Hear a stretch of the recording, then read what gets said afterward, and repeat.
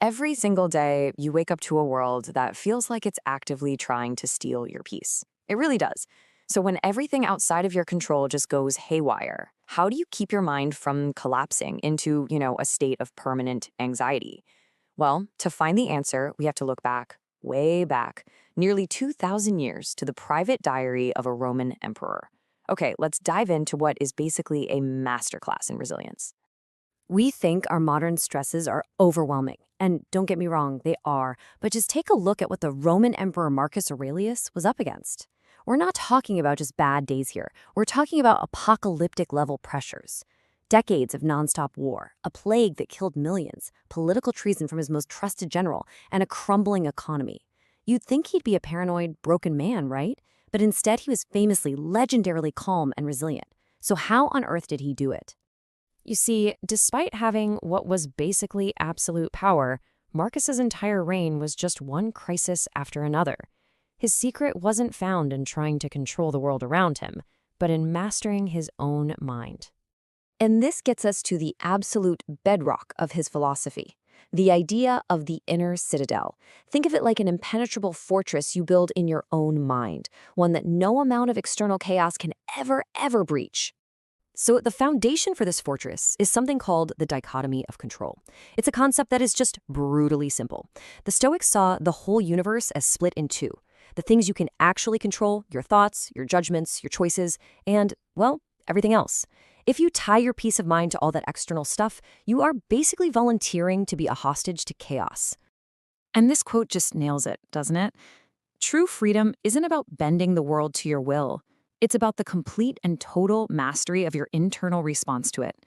You have absolute sovereignty over that inner world. Okay, so how do we actually build this citadel? Well, the very first tool is what the Stoics called the discipline of perception. And it's all about learning to separate an event from the story we tell ourselves about that event. The ancient Greeks, of course, had words for this. The event itself, the raw data, is the fantasia. So let's say you get fired. The objective fact is just that you no longer work at a certain place. But the suffering comes from the hypolepsis. That's the judgment, the story you attach to it. I'm a failure. This is a total catastrophe. My life is ruined. That story is the source of the pain, not the event itself. So here's the crucial part. You have the power to just not add that second layer. Marcus actually trained himself to strip away emotional adjectives. He'd look at some lavish royal feast and just call it what it was, the dead body of a pig. He'd see fine wine and call it fermented grape juice. By stripping away the story, he completely neutralized its emotional power. Now, it's one thing not to be harmed by events, right? But it's something else entirely to actively embrace them. And this is where Stoicism goes on the offense. It becomes a weapon for your mind. The concept is amor fati, which means a passionate love of your fate. Marcus wrote, "A blazing fire makes flame and brightness out of everything that is thrown into it." A strong mind doesn't just put up with hardship, it consumes obstacles and literally uses them as fuel to burn even brighter. I mean, think about the ultimate betrayal he faced from his top general, Avidius Cassius, who tried to steal his throne. A modern leader might see that as a total disaster, right? An obstacle to be cursed. But Marcus, he reframed the entire situation. He didn't see it as some obstacle blocking his path. No, he saw the betrayal as the path.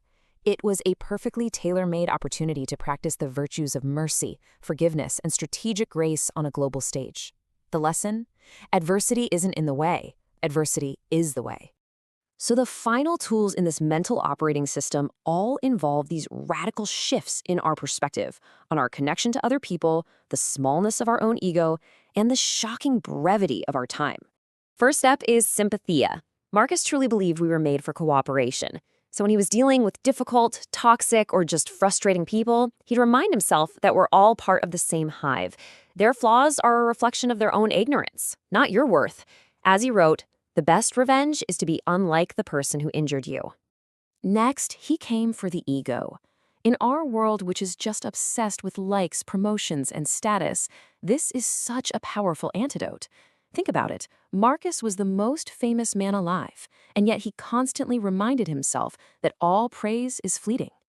Augustus, Hadrian, all these emperors were once worshipped as gods. And now? they're dust. Chasing a legacy is like chasing a ghost. And this leads us to the most sobering and yet, paradoxically, the most liberating tool in the entire Stoic operating system, memento mori. Remember that you must die. Now, this isn't supposed to be depressing, I promise. It's designed to be a tool for extreme clarity. When you truly internalize that the hourglass is draining, all the petty, meaningless nonsense of life just instantly falls away. You stop caring about trivial arguments, you forgive faster. It's the ultimate prioritization hack, forcing you to focus your finite energy only on what is truly essential. But hold on, because there's one vital insight about meditations that changes everything. It reframes this entire philosophy into something deeply, deeply human and accessible to all of us.